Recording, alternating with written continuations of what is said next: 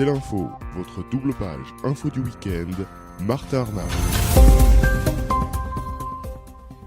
Bonjour à tous et bienvenue pour ce 39e numéro de C'est l'info, ravi de vous retrouver pour une nouvelle heure que nous allons passer ensemble, une nouvelle heure d'actualité et de décryptage. Au sommaire cette semaine, cela pouvait être le face-à-face de l'année. Il n'aura finalement pas lieu. Donald Trump a annoncé dans une lettre jeudi 24 mai l'annulation du sommet prévu le 12 juin à Singapour. Revue de presse dans un instant de Michael Assoumou. À Pau, le 18 mai dernier, un homme de 32 ans a été roué de coups par des adolescents dans un des quartiers de la ville. Des mineurs ont été placés en garde à vue et voilà en tout cas une affaire qui a réveillé la ville de Pau, depuis laquelle Frank Payanav était en duplex cette semaine. Le week-end dernier avait lieu le mariage royal entre Meghan Markle et le prince Harry. Retour sur ce mariage ainsi que sur les principaux enjeux, les enjeux d'ordre financier. On en parlera avec Alexander Seal qui sera en duplex de Buckingham Palace. Et puis nous continuerons dans la lignée de la famille royale en parlant de la visite dans le sud-ouest de la France du prince Édouard, le fils de la reine Elisabeth. Où va Europe 1 ? La radio privée propriétaire d'Arnaud Lagardère enchaîne les déceptions d'audience au milieu d'une rédaction qui, elle, travaille d'arrache-pied. Il y a quelques jours, un nouveau directeur a été nommé en provenance de Radio France, analyse de Gaëtan Helmans. Et puis votre grand reportage de la semaine qui se déroulera en Arabie Saoudite où l'État veut réformer en profondeur l'économie en diversifiant cette dernière. Grand reportage de Nicolas Falaise. Soyez les bienvenus, c'est parti pour le 39e numéro de C'est l'info.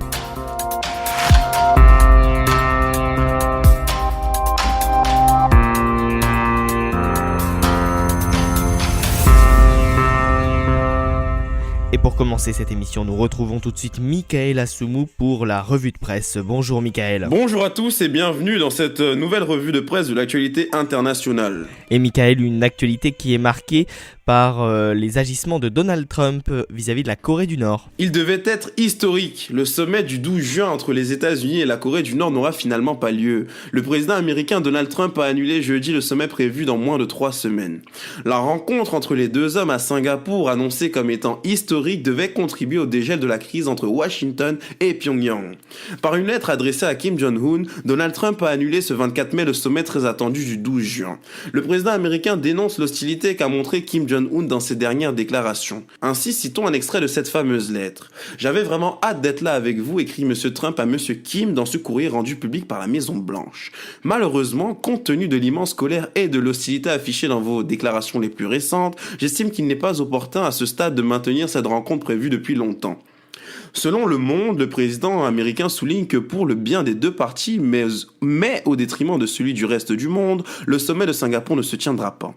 Il évoque ensuite l'arsenal nucléaire américain en guise de mise en garde. « Vous évoquez votre arsenal nucléaire, mais le nôtre est si massif et si puissant que je prie Dieu que nous n'ayons jamais à en faire usage », écrit-il.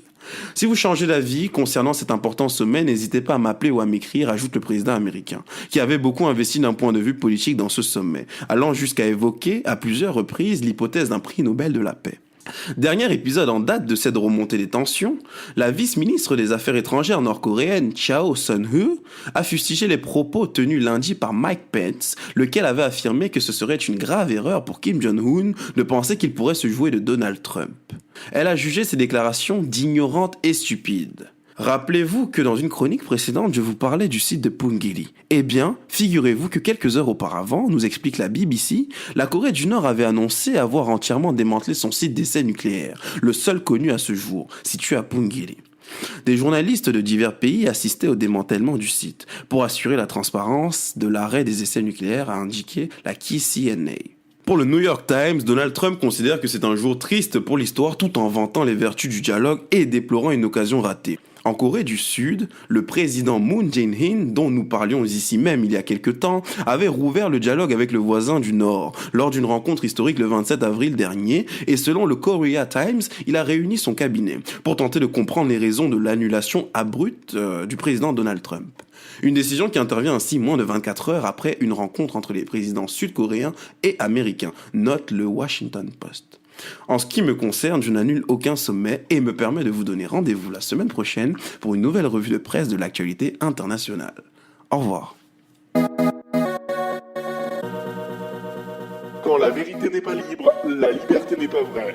La chronique des Voix de l'Hexagone à retrouver sur voixdelhexagone.fr. chronique des voix de l'Hexagone avec Pierre-Henri Paulet. Bonjour Pierre-Henri. Bonjour Martin.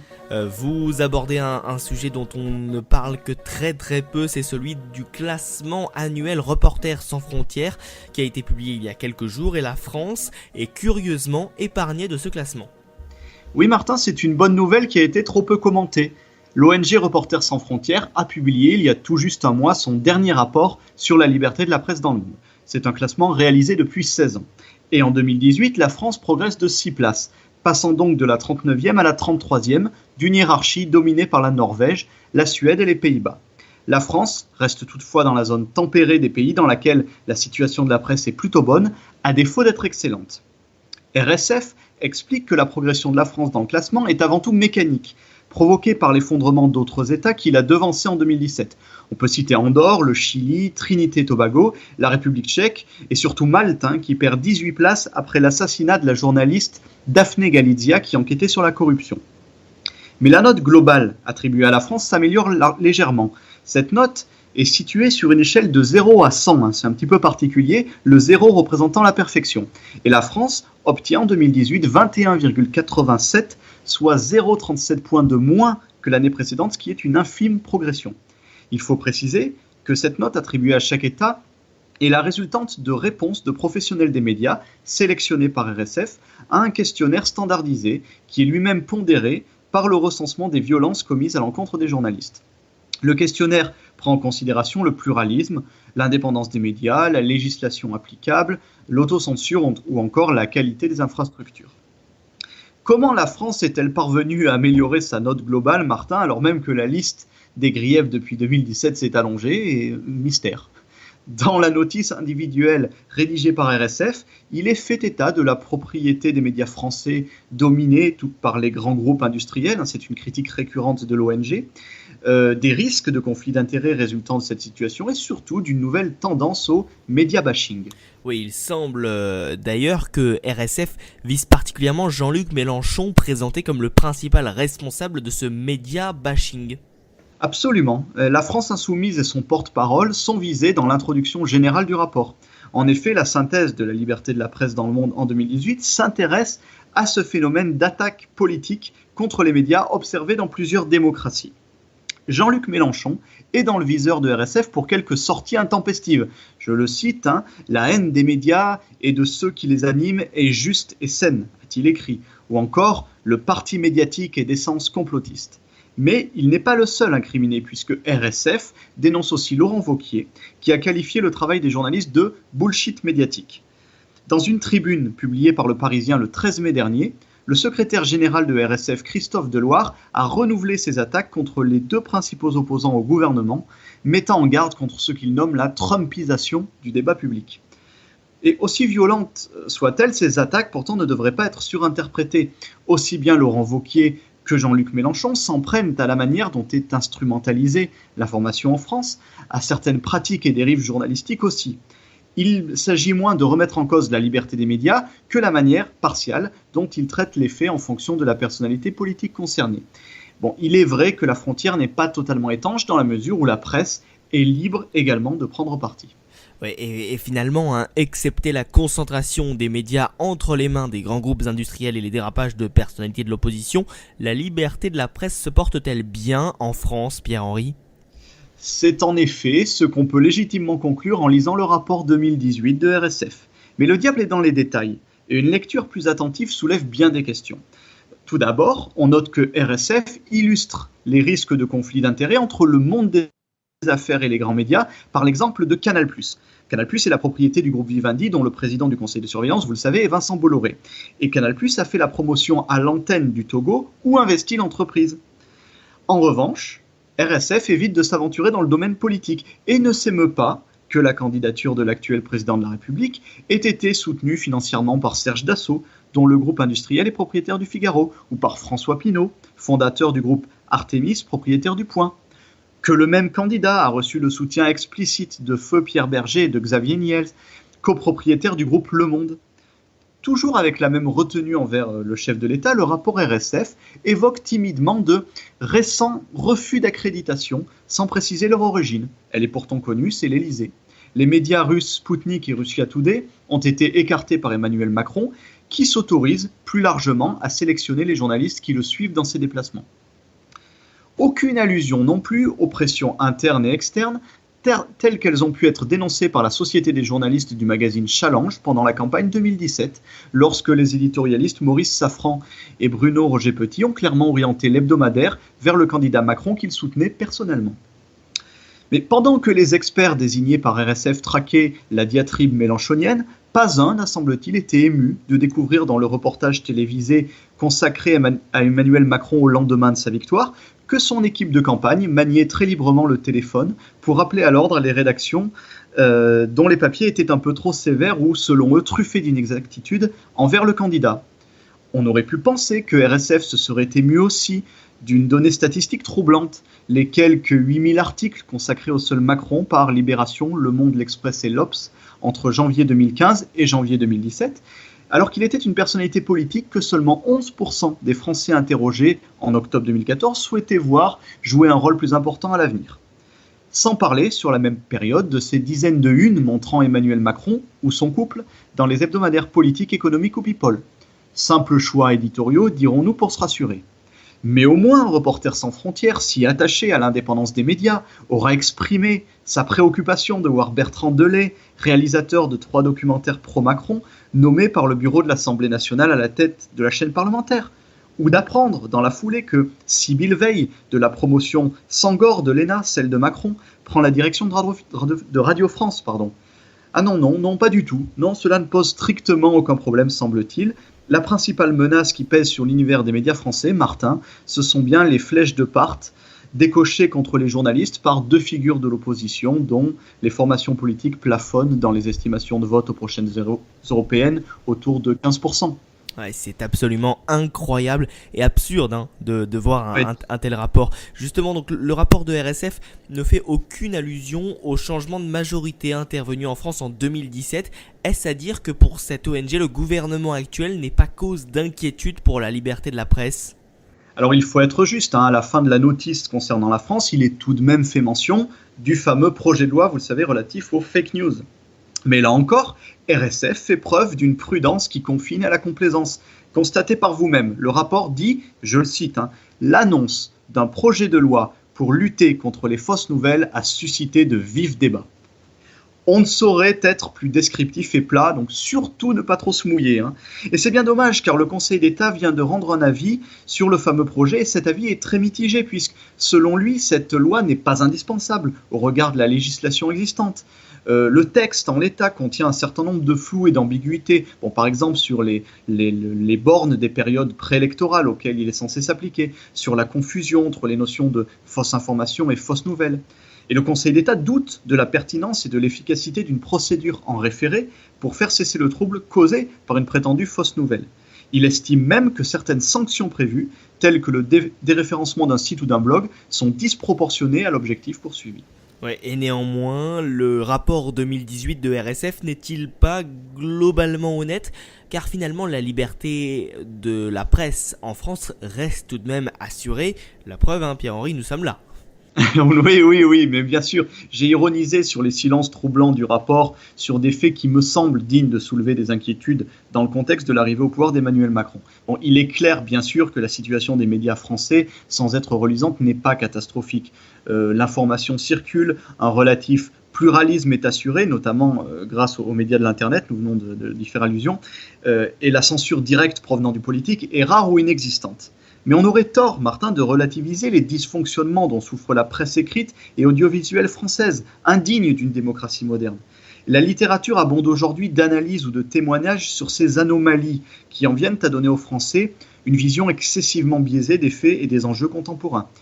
Il n'y a qu'à compulser les classiques, par exemple les nouveaux chiens de garde de Serge Halimi, qui s'attaquent entre autres aux éditocrates ou aux connivences et aux conflits d'intérêts, ou encore les petits soldats du journalisme de François Ruffin, récemment réédité, qui met en cause le conformisme d'un milieu qui forme les journalistes à produire et à plaire plutôt qu'à bien informer. Repensons aussi à l'enquête accablante de Philippe Cohen et Pierre Péan sur le journal Le Monde il y a 15 ans, ou plus récemment au récit d'Aude Lancelin, paru en 2016, qui fait état de la décadence idéologique d'un magazine réputé intello, Le Nouvel Observateur. Pensons enfin au travail de Laurent Mauduit qui alerte sur les conséquences dévastatrices de la concentration des médias entre les mains d'une dizaine de grands patrons, eux-mêmes très proches des élites politiques. Alors si la France peine à dépasser le 30e rang mondial en termes de liberté de la presse, il n'y a pas de hasard. Une part croissante de Français ne se retrouve plus aujourd'hui dans les médias traditionnels, dont l'attitude ces derniers mois, tant vis-à-vis du pouvoir que de l'opposition, ne contribuera pas à redorer le blason. Il ne faut donc pas que la progression de la France dans le classement RSF de 2018, en trompe-l'œil, conforte le système médiatique tel qu'il existe. Nous aurions eu besoin d'un vrai signal d'alarme que RSF, hélas, ne tire pas. Merci beaucoup Pierre-Henri Paulet d'avoir donc réagi à ce classement RSF que vous pouvez donc retrouver sur le site internet de Reporters sans frontières. Et puis cette chronique, elle est à retrouver sur votre site internet voixdelhexagone.fr. Merci Martin. Quand la vérité n'est pas libre, la liberté n'est pas vraie. La chronique des Voix de l'Hexagone, à retrouver sur voixdelhexagone.fr.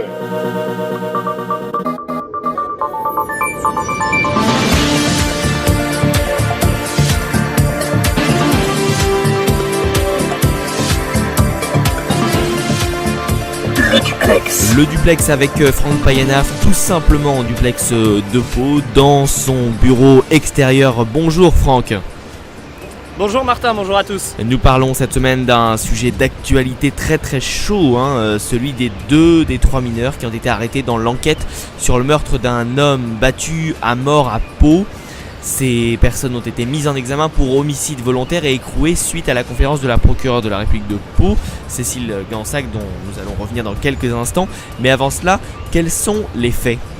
Alors vendredi soir aux alentours de 19h, un homme, un burkinabé âgé de 32 ans qui était sur la plaine des sports du quartier Saragosse à Pau, commence une altercation avec plusieurs jeunes du quartier avant d'être pris à partie et roué de coups. Tout d'abord un coup très violent qui l'assomme, donné vers la caserne des pompiers située juste à côté. C'est pour ça que les sapeurs-pompiers ont pu arriver aussi vite.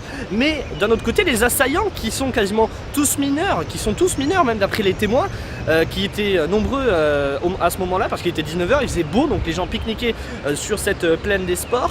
Et bien le jeune homme a malheureusement perdu la vie à ce moment-là. Les pompiers qui sont arrivés rapidement, comme je vous disais, vu qu'ils étaient juste à côté, n'ont malheureusement rien pu faire. À ce moment-là, ça a été forcément la stupeur dans ce quartier. On reviendra justement sur ce quartier dans quelques instants, mais en tout cas, c'était la stupeur ici à Pau. Forcément, on a commencé à vouloir chercher ce qu'il s'est passé. Et puis lundi, on a appris les arrestations de 3 mineurs. Un premier a été rapidement libéré parce que son alibi était vérifié et confirmé par la police judiciaire qui a été saisie de l'enquête.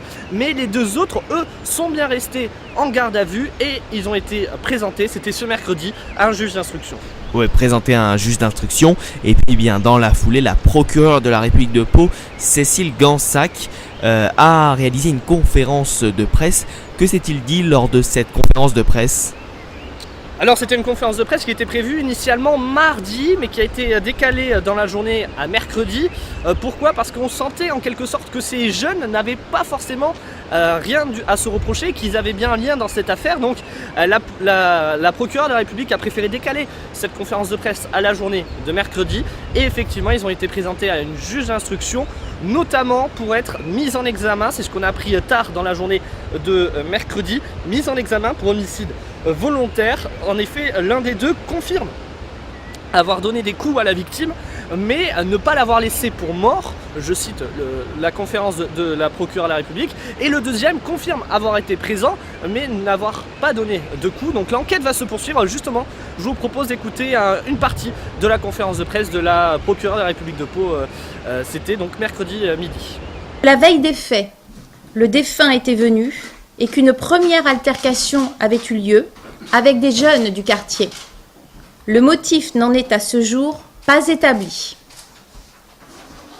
Que le jour des faits, une nouvelle altercation survenait opposant la victime et plusieurs jeunes. Des témoins décrivaient l'un des agresseurs comme ayant empoigné la victime et l'ayant très violemment projeté sur le mur de la caserne des pompiers. Sa tête heurtait fortement le mur et l'intéressé s'écroulait immédiatement. Il n'avait par la suite plus aucune réaction, tandis que certains de ses agresseurs les plus violents lui portaient de nombreux et violents coups au sol. Enfin, les témoignages variaient quant au nombre et à l'âge des belligérants, même s'ils étaient unanimes quant à la minorité des agresseurs. À ce jour, les mises en cause présentées aux magistrats instructeurs sont âgés de respectivement plus de 16 et 17 ans. L'un d'eux seulement reconnaît avoir porté des coups, tout en démentant avoir laissé la victime pour morte. Ils n'étaient pas connus des services de police ou de justice. Ils sont ce jour présentés devant un juge d'instruction, saisi de faits d'homicide volontaire, aux fins de mise en examen. Les investigations qui se poursuivront sur commission rogatoire auront pour objectif d'identifier les autres participants aux faits, le contexte de leur survenance et d'éclairer sur les personnalités des protagonistes. Et maintenant, il reste un élément clé à découvrir, ce sera le motif de l'altercation qui est toujours, à l'heure où on se parle, inconnu. Oui, et Franck, quelle est l'ambiance plus généralement dans le quartier dans lequel s'est passé ce meurtre, hein? On sait que c'est pas forcément un quartier réputé de la ville de Pau, en tout cas. Non, c'est un des quartiers prioritaires dans le nouveau plan de la police de proximité. On le sait, c'est un quartier assez difficile, avec des questions d'agression, de drogue et de vol également. Mais la réputation du quartier, elle essaie de se reconstruire petit à petit. Ça a été le cas il y a quelques années avec un autre quartier chaud, dont vous avez peut-être entendu parler, le quartier de Louz-des-Bois. Et maintenant, c'est le quartier Saragosse. Alors, il y a des animations. Pas plus tard que ce week-end, une animation doit avoir lieu autour des habitants du quartier de Saragosse. Une maison des jeunes qui essaie de se mobiliser pour motiver les jeunes à peut-être faire des études ou à travailler. En tout cas, c'est un quartier qui essaie de se construire, mais malheureusement, les mini-gangs, entre guillemets, qui se font la guerre pour contrôler le quartier, pourrit, on peut le dire en quelque sorte, l'ambiance dans ce quartier situé juste au nord du centre-ville de Pau. Merci beaucoup Franck, vous restez avec nous en duplex, on va revenir vers vous dans quelques instants, mais juste avant cela on va retrouver, pour parler vraiment de toute autre chose, Alexander Seal en duplex, quelques milliers de kilomètres au nord de Londres. Alexander qui va revenir avec nous sur ce mariage princier dans quelques instants, juste après le jingle.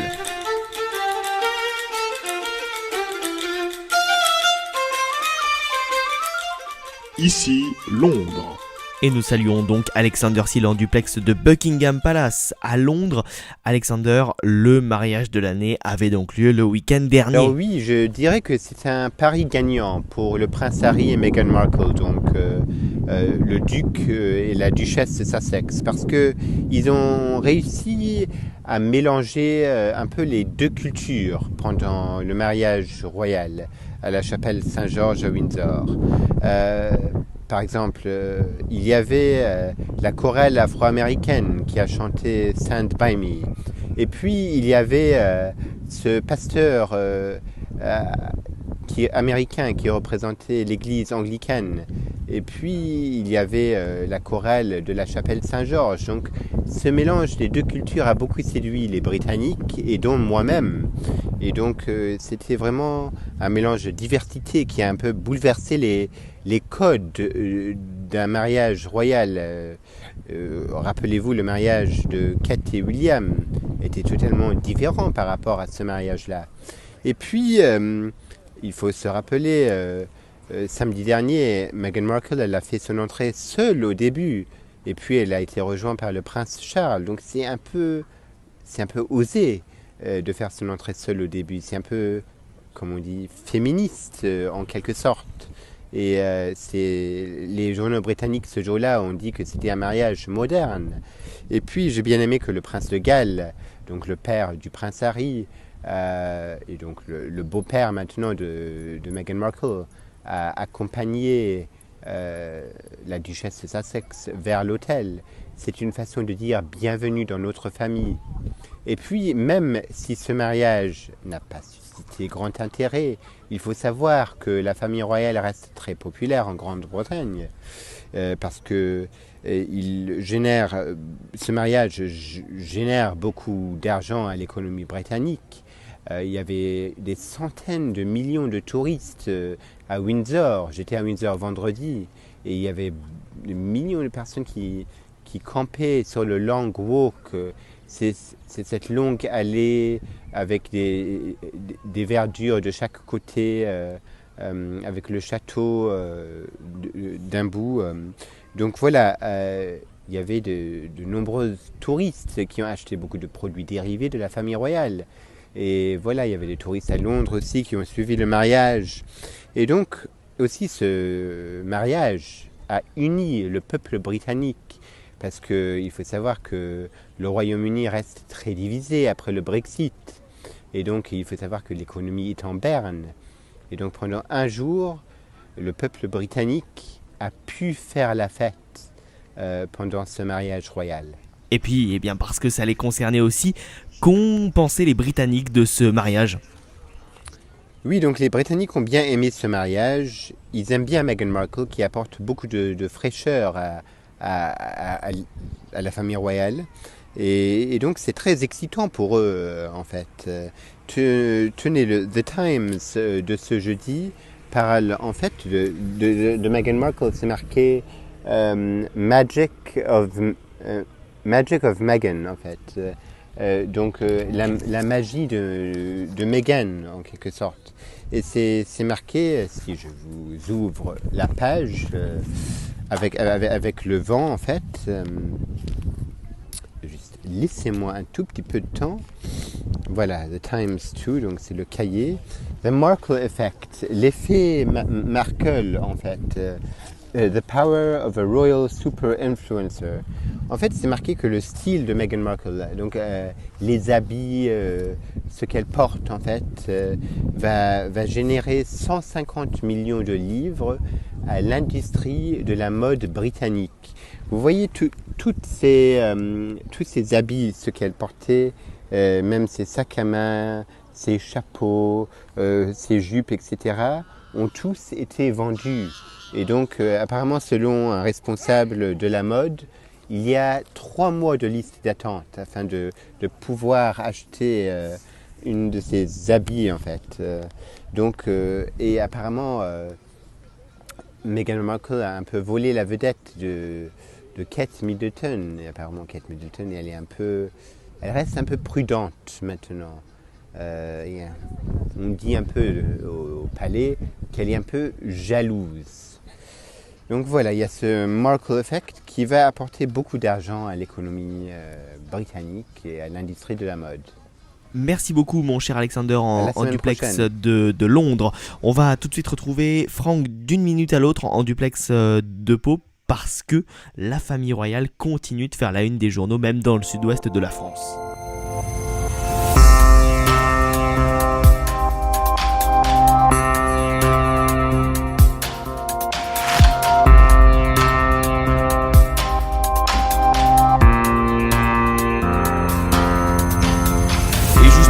On vous retrouve Franck Payanaf toujours en duplex de Pau. Décidément il s'en passe des choses à Pau, c'est pour ça que vous êtes là puisque le fils de la reine d'Angleterre, le prince Édouard, était lundi au Pays Basque pour ses premiers échanges de jeux de paume dans le département. Oui, il était au Pays Basque lundi, il est venu en Béarn, à Pau, mardi, pour promouvoir sa fondation et également parler du jeu de paume ici, à Pau, forcément, Pau, voilà, j'ai fait la blague, c'est fait. Mais plus sérieusement, en tout cas, c'était une salle en plus très ancienne. Pau a une histoire anglaise, on peut le dire, Pau est une ville anglaise, il y a beaucoup de villas, on va dire, traditionnelles ici à Pau. Et donc forcément, le prince était en visite, il est arrivé un petit peu avant midi à l'hôtel Beaumont, un des palaces palois, situé juste à côté du jeu de paume. Il a été reçu avec une réception, avec notamment des jeunes qu'il a pu rencontrer pendant quelques minutes du lycée Bartou situé juste à côté. Et puis ensuite il a échangé quelques balles avec des adversaires locaux mais également britanniques. La visite qui a duré à peu près 3 heures, forcément on a été un peu déçus. Pourquoi ? Parce que le protocole britannique était très strict, on ne pouvait pas approcher trop le prince. On a pu faire néanmoins quelques images pour voir la personne, quand même le 10e dans l'ordre hiérarchique d'accession au trône de Grande-Bretagne. Donc forcément c'était une visite princière assez surprenante, mais qui permet quand même à Pau de s'échauffer un petit peu. En effet, il est prévu qu'au mois d'octobre, le roi et la reine de Suède viennent ici à Pau en visite. En effet, Bernadotte, leur ancêtre, vient de Pau. Pau, ville royale, donc avec Franck Payana, et vous serez aux aguets pour suivre tout cela. Merci. Et avec le château juste à côté quand même, il faut le Et préciser. avec, effectivement, si vous nous regardez en vidéo sur le www.c-l'info.fr en vidéo, le podcast enrichi, vous voyez donc la belle tête de Franck avec derrière donc sur votre droite, si je ne me trompe pas, gauche peut-être, je ne sais pas. En fait derrière moi c'est sûr. Derrière vous en tout cas, voilà, le château de Pau, donc cette ville royale aux origines, effectivement, il faut le préciser, britannique. Merci beaucoup Franck et à la semaine prochaine. Les coulisses de l'info, Gaëtan Helmans. Les coulisses de l'info avec Gaëtan Helmans. Bonjour Gaëtan. Bonjour Martin, bonjour à toutes et à tous. Et après la première relance d'Europe 1 cette saison qui, on le sait, est un échec, une seconde est en prévision avec encore pas mal de changements. Alors en quoi consiste cette deuxième relance ? Tout d'abord Martin, Arnaud Lagardère, début mai, a démarré l'assemblée générale du groupe éponyme par ces mots. L'échec, je l'assume, qu'il soit le mien, qu'il soit celui des autres, ça ne change rien, c'est le mien de toute manière. Le ton était donc lancé. Le premier grand changement visible est celui du poste de directeur d'Europe 1 qui est occupé par Frédéric Jessinger. Celui-ci a été écarté au profit de Laurent Guimeur qui est une nouvelle fois un transfuge de France Info. France Info d'où venait déjà Frédéric Jessinger. Les deux personnes ont aussi participé avec succès à la relance de la station info de Radio France. Il faut savoir que Europe 1 est en crise depuis 2014 avec le départ de Laurent Ruquier vers RTL et celui de Jean-Marc Morandini en 2016 pour Affaires de mœurs. Ça a continué en 2017 avec la lourde érosion de l'audience malgré la dense actualité liée aux élections présidentielles. Il se murmure que la station va davantage s'axer sur la vidéo et le numérique, une piste qui a déjà fait ses preuves sur France Info justement, et c'est grâce au déménagement d'Europe 1 prévu en juillet que l'idée pourra se concrétiser, car des studios vidéo ultra performantes les attendent. Et alors qui est Laurent Guimier, le nouveau directeur d'Europe 1 ? Laurent Guimeur a 46 ans, diplômé de Sciences Po Paris en 1992 et du Centre de formation des journalistes également à Paris en 1994. Il entre à Europe 1 justement la même année comme journaliste jusqu'en 2006. En 2008, après un bref passage par le Figaro, il revient sur Europe 1 où il prend du galon en occupant des plus grandes fonctions comme entre autres directeur de la rédaction en parallèle à sa carrière de journaliste. Ensuite, en 2014, France Info le débauche pour relancer la station qui est en perte de vitesse et comme je le disais, c'est entre autres grâce à lui qui a su avec succès relancer la station publique. Et le 22 mai, bien qu'en discussion depuis janvier dernier, il revient sur Europe 1 pour diriger le pôle à radio du groupe Lagardère. Y a-t-il des nouveautés qui ont fuité pour l'an prochain ? Tout d'abord, on sait que Patrick Cohen ne sera plus à la tête de la matinale la saison prochaine. Son successeur n'est pas encore connu, mais plusieurs noms reviennent, notamment ceux de Nikos Aliagas, Jean-Baptiste Boursier, Laurent Delahousse, Maxime Suitec, Élise Lucet, Laurent Bazin ou encore Sonia Mabrouk. Pour le reste de la grille, Mathieu Noël, Franck Ferrand, Christophe Ondelat, Maxime Suitec et Caroline Dublanche seront de la partie la saison prochaine. Et selon un tweet de Thierry Moreau, spécialiste média, datant du 20 avril dernier, la grille s'articulerait comme suit. À 7h, Jean-Marie Boursier, selon lui. À 10h, Anne Le Gall. À 11h, Philippe Vandel. À 11h30, Mathieu Noël. À midi, Maxime Suitec et Daphné Burki. À 14h, Franck Ferrand. À 15h, Jérôme Commandeur. À 16h30, Christophe Ondelat. À 17h30, Vervouet. À 18h, Laurent Bazin. Et à 19h, Nicolas Poincaré. Oui, quid Gaëtan de la ligne éditoriale que Europe 1 pourrait prendre dès le mois d'août, dès la rentrée. Là encore Martin, le nouveau directeur reste vague. Il dit qu'Europe 1 doit s'adresser au plus grand nombre sans exception et qu'il faut s'informer, cultiver et divertir, ainsi que retrouver le lien avec les auditeurs. Il parle aussi d'anticipation par rapport à la manière de concevoir l'information de demain. Une chose est sûre, c'est qu'on aura le résultat de cette relance dans nos oreilles le 27 août prochain. Sera-t-il le bon? C'est tout le mal qu'on leur souhaite. Merci Gaëtan pour ces explications, une chronique des coulisses de l'info un petit peu remodelée cette semaine autour d'un sujet bien précis, celui donc d'Europe 1 et de la relance de Europe 1. Gaëtan, on vous retrouve la semaine prochaine pour un nouveau numéro des coulisses de l'info. Merci Martin, à la semaine prochaine. Un grand reportage nous emmène cette semaine en Arabie Saoudite où les femmes pourront conduire le mois prochain, où des cinémas ouvrent leurs portes après des décennies d'interdiction et où l'État veut réformer en profondeur une économie aujourd'hui dépendante du pétrole. C'est le prince héritier Mohammed Ben Salman, 32 ans, qui se présente comme l'artisan de ces bouleversements dans un royaume qui se caractérisait jusque-là par son rigorisme religieux. Mais ce vent de réforme en Arabie Saoudite s'accompagne depuis plusieurs mois de vagues d'arrestations.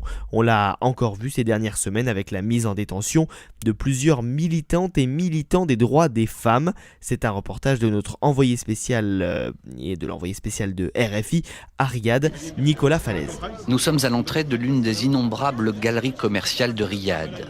La scène qui se déroule ici est parfaitement inédite car les visiteurs qui franchissent le portique de sécurité de ce mall se rendent dans une salle de cinéma située à l'étage. Le Vox est l'un des 2 cinémas de Riyad où les projections ont commencé en ce printemps 2018, dans un pays où le cinéma était jusque-là interdit. Le Vox propose des superproductions américaines sous-titrées en arabe, avec en alternance des séances réservées aux familles et d'autres pour les hommes seuls, afin de respecter la séparation en vigueur dans les espaces publics du pays. Parmi les tout premiers spectateurs, surtout des familles saoudiennes, mais aussi des expatriés. Environ 10 millions d'étrangers, principalement originaires d'Asie, vivent et travaillent dans le royaume. Raki et son mari viennent d'un pays connu pour sa production cinématographique. Ils sont indiens tous les deux. C'est vraiment inattendu. Je ne pensais pas du tout pouvoir aller un jour au cinéma en Arabie Saoudite. J'adore le cinéma, alors c'est vraiment formidable pour moi, l'ouverture d'une salle ici. À la maison, nous avons installé un home cinéma pour pouvoir regarder des films. Et maintenant, il y a une salle ici. Alors nous sommes vraiment très contents.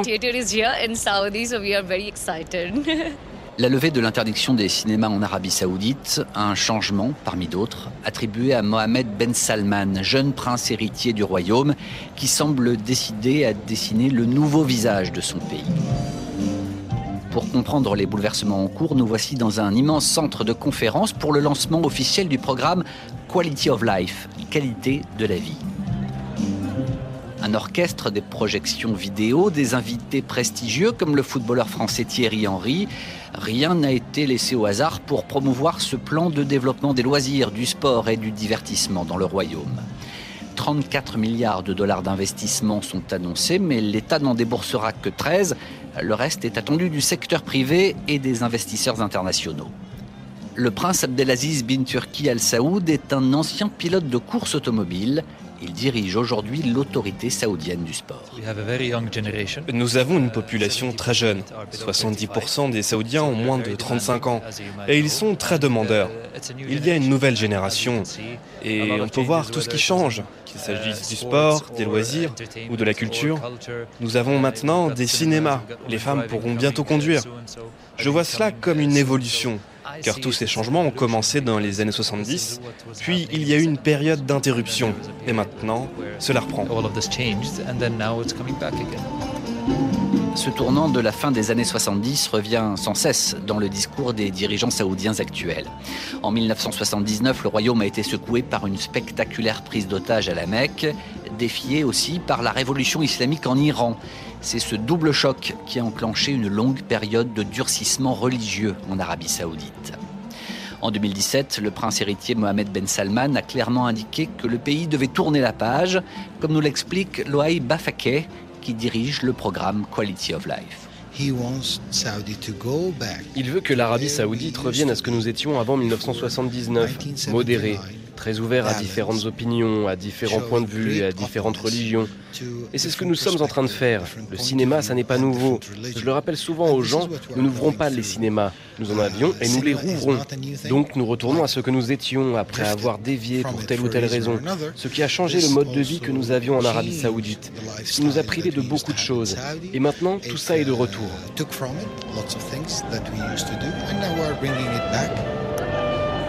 Les Saoudiens peuvent aller au cinéma, des concerts sont régulièrement programmés depuis plusieurs mois, ce qui était impensable jusque-là. Ces changements ont aussi une ambition économique. Ils s'inscrivent dans le plan Vision 2030, un vaste programme de réforme censé projeter le royaume dans l'après-pétrole. Talat Hafiz est le porte-parole des banques saoudiennes. Ce n'est pas un secret, depuis qu'on a découvert du pétrole en Arabie Saoudite dans les années 30, nous sommes très dépendants de cette unique ressource et le cours du pétrole est devenu très changeant, avec des hauts, des bas. On a réalisé que nous devions diversifier les fondements économiques de notre économie. Jusqu'à présent, au moins 92% de nos revenus, peut-être plus, proviennent du pétrole. Nous n'avons que 6 ou 8% de revenus non pétroliers. C'est pour ça que le plan Vision 2030 a été lancé. Pas pour inverser la situation, mais au moins pour parvenir à un équilibre entre les revenus pétroliers et non pétroliers. Nous avons une économie active, nous avons beaucoup de ressources inexploitées. Par exemple du minerai, nous avons du cuivre, de l'or, de la bauxite. Il y a beaucoup de choses à faire. Le tourisme et les loisirs, par exemple, c'est aussi un secteur important. Chaque année, nous perdons entre 80 et 100 milliards de riyals dépensés pour le tourisme saoudien à l'étranger. Ça fait entre 30 et 35 milliards de dollars. C'est de l'argent qui part, c'est beaucoup d'argent, et nous devrions en conserver une partie. Pas toute la totalité, mais au moins la moitié pourrait rester ici dans le pays.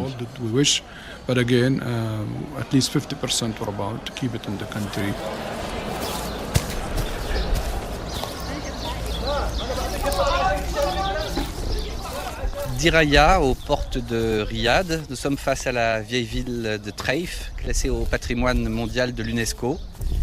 Une citadelle de terre séchée, les murs ont la même couleur sable que le désert autour. Le site est entouré d'une palmeraie.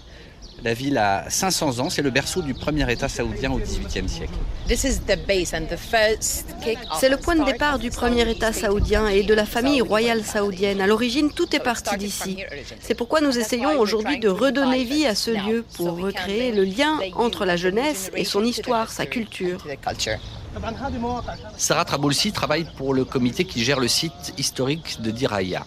Ce lieu rappelle que le royaume d'Arabie Saoudite est né de l'alliance d'une famille, les Saouds, et d'un prédicateur musulman, Mohamed Ben Abdel Wahhab. Ce dernier a donné son nom au wahhabisme, synonyme d'islam rigoriste. Pourtant, 3 siècles plus tard, Diraya est l'un des lieux que l'Arabie Saoudite veut promouvoir pour attirer des touristes. Nous visitons l'immense site de Diraya en compagnie de Sarah Traboulsi. La vieille ville de Treif est aujourd'hui inaccessible, mais d'autres monuments sont ouverts au public, comme cette mosquée aux murs de terre séchée. C'est à cet endroit qu'ils priaient. Pour les prières de l'aube ou lorsqu'il pleuvait, il y avait cette partie couverte. Et puis, il y avait la salle de prière d'hiver au premier niveau. On l'appelle Al-Khalwa, ce qui correspond à une idée de recueillement, de retour sur soi, de moments de sérénité, ce qu'on peut trouver ici. Et puis, comme vous pouvez le voir, là, c'est le minaret pour l'appel à la prière, 5 fois par jour. Ce patrimoine, l'Arabie Saoudite veut le valoriser, y attirer sa propre population, mais aussi les visiteurs étrangers. Tout un secteur à construire pour que des touristes visitent un jour le pays, même si l'Arabie Saoudite dispose d'une certaine expérience puisqu'elle accueille chaque année des millions de pèlerins musulmans à la Mecque.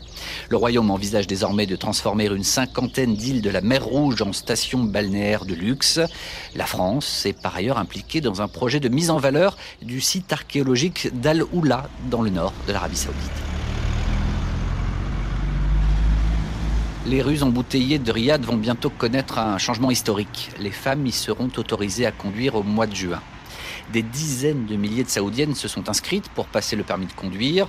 Les auto-écoles ouvrent progressivement leurs portes aux femmes.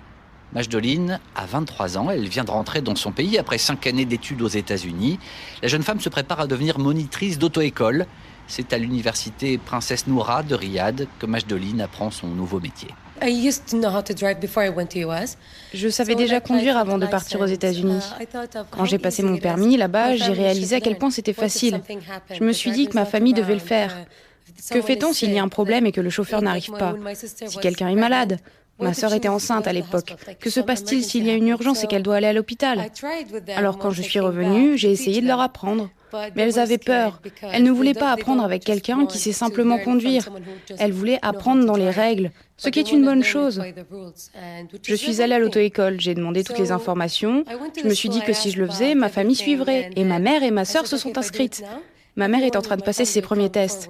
C'est ça qui m'a décidée à devenir instructrice. Je voulais que dans ma famille, elles soient parmi les premières à passer leur permis de conduire.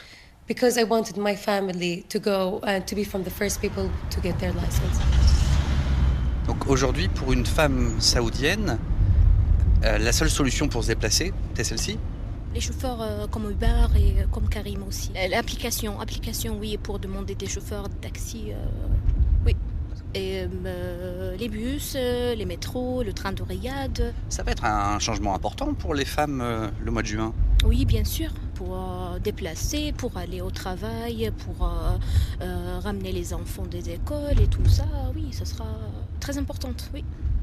C'est prévu pour vous? Pour moi, personnellement, en fait, j'ai peur. J'ai peur de conduire, mais bien sûr, mes sœurs, ma mère, oui. Ils veulent bien apprendre et il y a des femmes saoudiennes qui sont déjà appris à conduire et sont prêtes. Hanan Al-Ahmadi fait partie de ces saoudiennes qui prennent actuellement des leçons de conduite. Une élève un peu particulière car elle est aussi membre du Majlis Al-Shura, ce conseil consultatif dont les 150 membres, dont 30 femmes, sont nommés par le roi. J'ai entendu dire que 70 000 femmes s'étaient inscrites à l'auto-école où j'apprends à conduire. Peut-être que le chiffre a encore grimpé depuis. Ça montre bien qu'il y a chez les femmes un besoin énorme de conduire. Particulièrement pour les plus jeunes, car c'est très coûteux d'avoir un chauffeur. Même si c'est un luxe, ça coûte beaucoup aux jeunes familles et aux jeunes femmes. Donc je pense qu'il y aura de fortes conséquences. D'abord, cela va réduire les dépenses consacrées aux chauffeurs. Ça va accroître la mobilité des femmes pour aller travailler, pour créer leur business. Cette liberté de transport va avoir un énorme impact sur l'économie du pays, des individus et des familles. Pourquoi était-il impossible de conduire en Arabie Saoudite pour une femme jusqu'à aujourd'hui? Pendant longtemps, la société était vraiment réticente à ce genre de changement. La conduite était une question sensible. Des gens pensaient que ça pouvait nous être imposé et que ça risquait de changer notre culture et nos traditions. Mais aujourd'hui, nous récoltons les fruits de l'éducation des femmes et de l'éducation de la société saoudienne. Et quand le décret royal a été publié, il a été largement applaudi, ce qui montre que notre société est prête et enthousiaste. Il faut savoir que la société saoudienne est très attachée à ses valeurs et à ses traditions. Quand nous changeons, nous voulons un changement qui nous ressemble, pas qui ressemble à une autre société. Parmi les changements que les Saoudiens ont constatés dans leur quotidien, la disparition de la police religieuse, la Moutawa, qui jusqu'en 2016 patrouillait pour contrôler le respect des règles religieuses dans l'espace public. Universitaire et militante féministe, Fawzia Al-Bakr ne cache pas son soulagement. Oh mon Dieu, avant, ils avaient le droit d'aller partout, à la sortie de l'école, de l'université, dans la rue, dans les centres commerciaux. Ils vous suivaient partout et ils avaient tous les droits. C'est eux qui pouvaient juger si votre tenue était suffisamment modeste. Pour eux, la modestie, c'était de se couvrir tout le visage.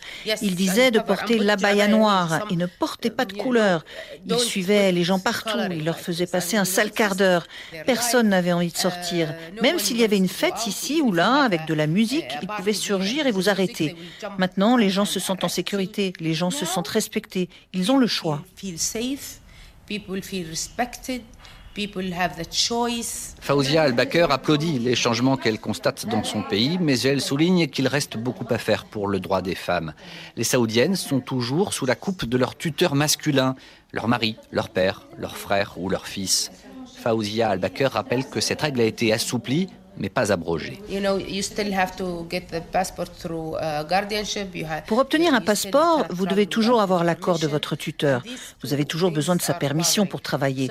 Et ces deux aspects sont pénibles.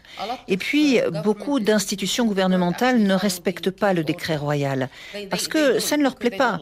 Donc, quand vous vous présentez dans une administration qui vous demande qui est votre tuteur et que vous répondez que vous n'en avez plus besoin, eh bien, elles ne veulent rien savoir. Donc, les femmes continuent de se battre avec les institutions. Cela prendra du temps. Et il nous faut aussi un organisme qui contrôle chaque administration pour vérifier qu'il n'y a pas de discrimination envers les femmes.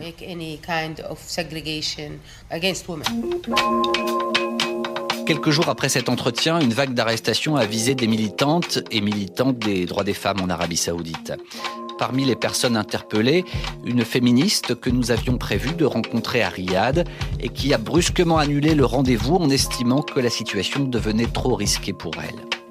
Les personnes arrêtées en ce mois de mai 2018 réclamaient l'abrogation du tutorat masculin. Elles avaient aussi milité pour le droit des femmes à conduire. Curieusement, elles sont interpellées au moment où les Saoudiennes sont autorisées à prendre le volant, comme s'il leur était ainsi signifié que les changements sont décidés par le pouvoir et que la société civile n'a pas son mot à dire. Nous passons en voiture devant l'imposante silhouette de l'hôtel Ritz-Carlton. C'est ici que plusieurs centaines de personnes ont été enfermées et retenues à partir de novembre 2017 dans le cadre d'une vaste opération de purge anticorruption. Il y avait des princes et des ministres parmi les personnes retenues dans cet hôtel. Depuis, ces personnalités ont été libérées à l'issue d'une transaction financière et l'hôtel, lui, a recommencé à fonctionner. Alors je pense que cette opération anticorruption n'a pas eu le même retentissement hors de l'Arabie Saoudite et au sein de l'Arabie Saoudite. Témoignage d'un expatrié français installé depuis plusieurs années en Arabie Saoudite pour des raisons professionnelles. Hors de l'Arabie Saoudite, la manière dont ça s'est passé, la brutalité, le fait qu'il n'y ait pas de jugement, que les gens étaient isolés, même si c'était dans un hôtel de luxe, a montré quand même les limites d'un pays qui n'est pas vraiment un pays de droit, quoi. Par contre, en interne Arabie Saoudite, les échos que j'ai pu en avoir étaient extrêmement positifs en disant qu'effectivement, on terminait avec l'époque ancienne où il fallait à tout prix payer pour avoir accès à des contrats ou autres. Les méthodes du prince héritier Mohammed Ben Salman surprennent ou inquiètent. Et comme beaucoup d'autres, cet expatrié français s'interroge aussi sur la solidité du programme Vision 2030, au-delà des effets d'annonce et des moyens impressionnants déployés pour promouvoir ces réformes économiques. La Vision 2030 se veut une vision de l'après-pétrole. Bon, globalement, les changements se voient quand même pas beaucoup d'un point de vue industriel. Pour une raison simple, c'est que d'une part, pour arriver à changer un pays, il faut commencer par investir, et que les investissements n'ont pas eu lieu puis, pour deux choses, je pense, dû à l'effort de guerre pour la guerre du Yémen, et d'autre part, la baisse du prix du pétrole en 2015, 2016 et 2017. Donc, aujourd'hui, la vision 2030, ça a surtout été des effets d'annonce, mais plus que une réalité dans les faits. Ce prince réformateur qui affirme vouloir moderniser et ouvrir son pays est aussi un prince de guerre. Mohammed Ben Salman est ministre de la Défense. En 2015, le royaume a pris la tête d'une coalition arabe qui combat la rébellion des Houthis du Yémen. Les bombardements ont fait des milliers de victimes civiles et provoqué une grave crise humanitaire. Pour Mohammed Ben Salman, le Yémen est l'un des champs de bataille de la confrontation régionale entre l'Arabie Saoudite et l'Iran. Général à la retraite et ancien conseiller du ministère de la Défense, Chami El-Zari a les yeux qui brillent lorsqu'il évoque la politique étrangère de Mohammed Ben Salman. Je pense qu'avec lui, nous avons un chef.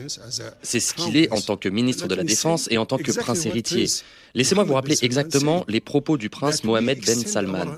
Nous avons tant de fois tendu la main à l'Iran pour la paix, pour un bon voisinage, car le peuple iranien, ce sont nos frères. Mais quel est le problème?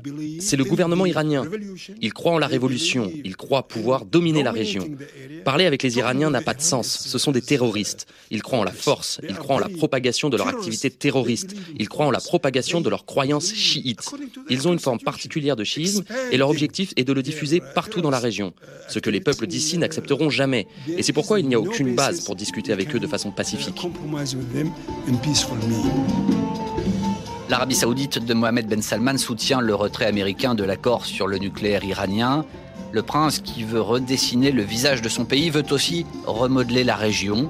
Et à l'intérieur comme à l'extérieur des frontières du royaume, sa méthode surprend et parfois inquiète les observateurs. L'Arabie saoudite au rythme de Mohamed Ben Salman, un reportage de Nicolas Falaise, réalisation Pierre Chaffonjon.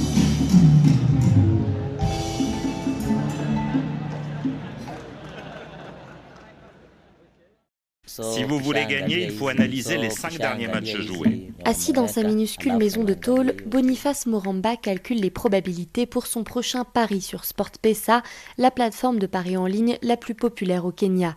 Boniface est chanceux, il a gagné plusieurs fois jusqu'à 600 €, mais ce n'est pas le cas de tout le monde. Ici à Kibera, tout le monde joue. Les enfants, les parents, les femmes, les grands-mères. Il y en a qui gagnent, mais beaucoup perdent. J'en ai vu vendre leurs meubles, leur télévision, leur maison, se mettre à boire et perdre tout espoir.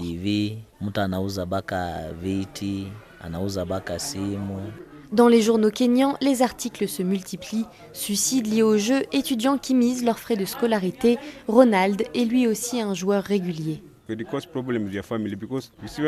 crée des problèmes au sein de ma famille parce que quand je perds de l'argent, je dis à ma femme « j'ai perdu 1 € » alors qu'il n'y a rien à manger à la maison.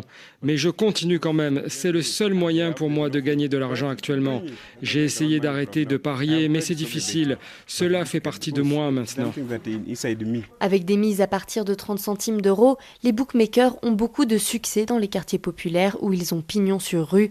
Kelvin Twissa, directeur marketing de SportPesa en Afrique de l'Est, défend cette politique. Plus les mises sont petites, moins il y a de dégâts pour le porte-monnaie des joueurs. Ils peuvent jouer tout en continuant à nourrir leur famille. Nous ne ciblons pas particulièrement les jeunes, au contraire. Nous leur donnons des moyens tout en investissant dans le développement local. Depuis quelques années, le secteur des paris en ligne connaît une croissance exponentielle, avec des revenus annuels estimés à plusieurs centaines de millions d'euros. Une activité que le gouvernement tente de réguler. Les autorités ont récemment mis en place une taxe de 35% sur les revenus du secteur. En réponse, SportPesa a mis fin à des parrainages importants d'équipes kenyanes. Todi Teru, expert en fiscalité chez KPMG. C'est un problème social qui ne peut être réglé seulement avec une politique fiscale. Il faut absolument y apporter des solutions sociales. Il y a un véritable manque en termes de réglementation. Mais le gouvernement a simplement imposé cette taxe de 35% en pensant que cela allait tout régler. Le comité de contrôle des paris assure quant à lui qu'une nouvelle loi régulant l'industrie sera bientôt présentée au Parlement. Laure Broulard-Nairobi, RFI. Dans cette classe de terminale économique et sociale du lycée Hélène Boucher, on retient son souffle. L'application Parcoursup sur Internet va rendre son verdict chaque semaine. Tous les 7 jours, les futurs étudiants vont recevoir une proposition d'admission. Le marathon commence mardi et ce n'est pas pour rassurer Samia Ben Youssef qui prévoit du stress. En plus, avec le stress du bac, ça fait doublement plus de stress. Voilà. Principale nouveauté, un classement est établi entre les lycéens qui demandent le même établissement. Objectif, limiter le tirage au sort qui avait lieu encore l'année dernière. Certains parlent de sélection à l'entrée de l'université. Moussa Fofana, lui, se veut optimiste. Pour moi, ça va parce que j'ai un peu ordonné mes choix dans ma tête. Donc j'attends juste les réponses et si j'ai la fac que je souhaite, je la choisirai. Tous les élèves de la classe ont été conseillés par leur professeur principal qui fait cours aujourd'hui. En première ligne, Pierre Sacoucio a dû faire du cas par cas, notamment pour les lettres de motivation. En 1500 caractères, s'il vous plaît, et pour chaque vœu choisi par ces lycéens. Pour eux, ça leur paraissait tellement naturel qu'ils choisissent cette orientation parce que ça les intéresse, qu'ils ne savaient pas quoi dire. Il y a eu cette première difficulté de les mettre devant la formulation effectivement de leur intérêt pour telle ou telle chose. Pour lui, toute cette phase s'est globalement bien déroulée, mais la plateforme peut être capricieuse. Nesrine Mir avait rempli correctement son dossier. Sauf que Parcoursup il m'a fait une phase un peu bizarre.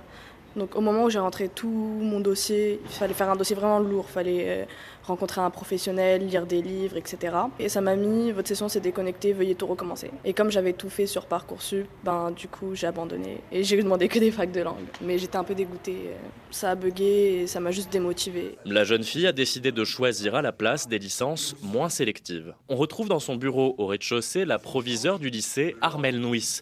Elle attend beaucoup de Parcoursup. Les choses ont été globalement bien faites, les élèves bien accompagnés. On attend tous les 3 premières semaines pour savoir effectivement comment le logiciel va fonctionner. Tout le monde est sur le pont. Si ça ne fonctionne pas, il faudra créer des places. C'est la seule chose qu'il faudra faire. 19 000 nouvelles places pour les étudiants ont d'ores et déjà été ouvertes. Le ministère de l'Enseignement supérieur prévoit d'en créer d'autres si nécessaire à la rentrée. Plus de 800 000 Français se sont inscrits sur la plateforme qui devra traiter plus de 6 millions de vœux.